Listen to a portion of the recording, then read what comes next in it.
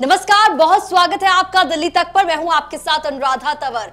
दिल्ली सरकार बनाम उपराज्यपाल सर्विसेज के मुद्दे पर जो विवाद था वो सुप्रीम कोर्ट पहुंचा और अब निगाहें सुप्रीम कोर्ट पर टिकी हुई हैं, क्योंकि 24 घंटे से भी कम वक्त रह गया है जब सुप्रीम कोर्ट दिल्ली सरकार बनाम उपराज्यपाल सर्विसेज वाले मुद्दे पर अपना फैसला सुनाएगा। जी हां, सर्विसेज अधिकारियों की पोस्टिंग कहां होगी, ट्रांसफर कहां होंगे, इस मुद्दे पर जमकर विवाद हुआ। मामला सुप्रीम कोर्ट में है। 2019 से लगातार इस मामले पर निगाहें टिकी हुई हैं, लेकिन अब जाकर इस मामले पर फैसला आने वाला है।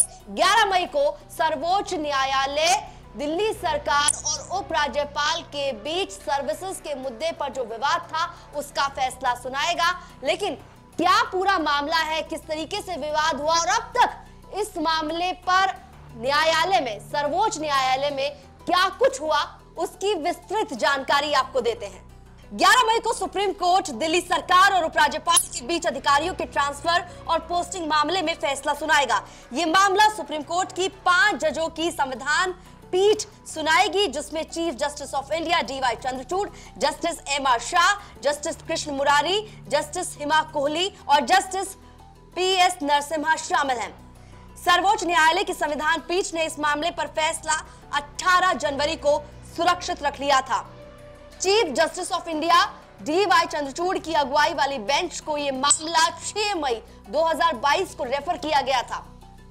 दिल्ली में प्रशासनिक सेवाएं किसके नियंत्रण में होंगी, इस पर सुप्रीम कोर्ट के 2 जज की बेंच ने 14 फरवरी 2019 को एक फैसला दिया था, लेकिन उसमें दोनों जज जस्टिस AK सीकरी और जस्टिस अशोक भूषण के मत अलग थे, जिसके बाद फैसले के लिए 3 जजों की बेंच गठित करने के लिए मामले को चीफ जस्टिस को रेफर किया गया।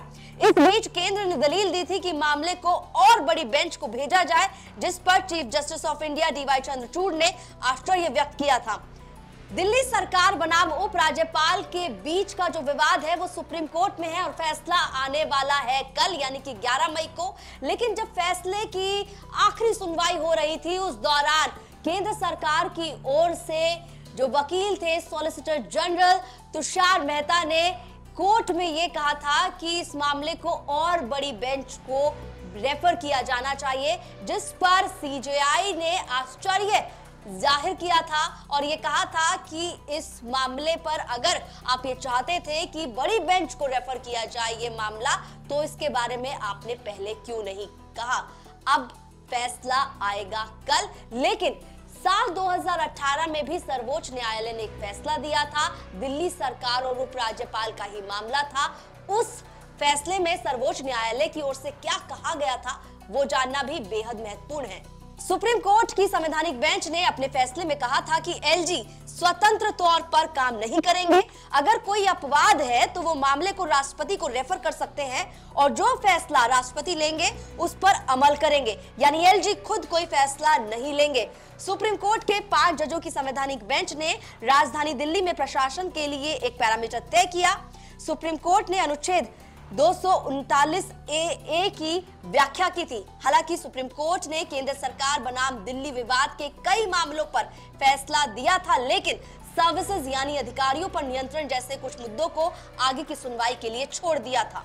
तो साल 2018 में सर्वोच्च न्यायालय ने यह साफ किया था कि जो उपराज्यपाल हैं दिल्ली के, वो स्वतंत्र तौर पर काम नहीं करेंगे। अगर कोई अपवाद होता है तो फिर वो मामले को राष्ट्रपति को रेफर करेंगे और राष्ट्रपति जो फैसला लेंगे वो उस पर अमल करेंगे। लेकिन दूसरी तरफ जो सर्विसेज का मामला है, अधिकारियों की पोस्टिंग और ट्रांसफर का जो मामला है, उस पर सुनवाई अब पूरी हो चुकी है और फैसला आपको बता दें कि जनवरी में ही ले लिया गया था, लेकिन उसे रिजर्व रखा गया था और ये फैसला 11 मई को सुनाया जाएगा, यानी कि कल सुनाया जाएगा। लेकिन इस मामले को लेकर दिल्ली सरकार और केंद्र की ओर से क्या दलीलें दी जा रही हैं वो समझना भी बड़ा महत्वपूर्ण है। लेकिन बात अगर दिल्ली सरकार की करें तो दिल्ली सरकार की ओर से ये दलील दी जा रही है कि साल 2018 में जो सर्वोच्च न्यायालय का फैसला था उसमें स्पष्ट तौर पर यह कहा गया था कि भूमि और लॉ एंड ऑर्डर को छोड़कर बाकी सभी मामलों में दिल्ली की चुनी हुई सरकार की सर्वोच्चता रहेगी। लेकिन अगर वहीं केंद्र की बात करें तो केंद्र की ओर से दलील दे रहे थे सॉलिसिटर जनरल तुषार मेहता, और उन्होंने ये कहा कि जीएनसीटीडी एक्ट में जिस तरीके से तब्दीलियां हुई उसके बाद अब परिस्थिति बदल चुकी है।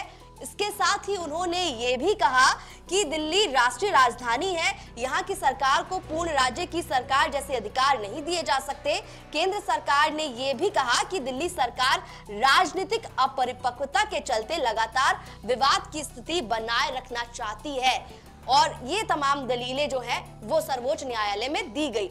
अब देखिए, निगाहें जो हैं वो सर्वोच्च न्यायालय पर टिकी हुई हैं, न सिर्फ दिल्ली की केजरीवाल सरकार की, न सिर्फ दिल्ली के उपराज्यपाल की, न सिर्फ केंद्र सरकार की, बल्कि दिल्ली की जनता की भी। क्योंकि आए दिन जिस तरीके से दिल्ली सरकार और उपराज्यपाल में तनातनी रहती है, उसके बाद इंतजार किया जा रहा है कि एक बार सर्वोच्च न्यायालय से फैसला आ जाए तो स्थितियां जो है वो स्पष्ट हो जाएंगी। अधिकारों को लेकर जो अक्सर विवाद रहता है उनको लेकर भी एक क्लैरिटी मिल जाएगी।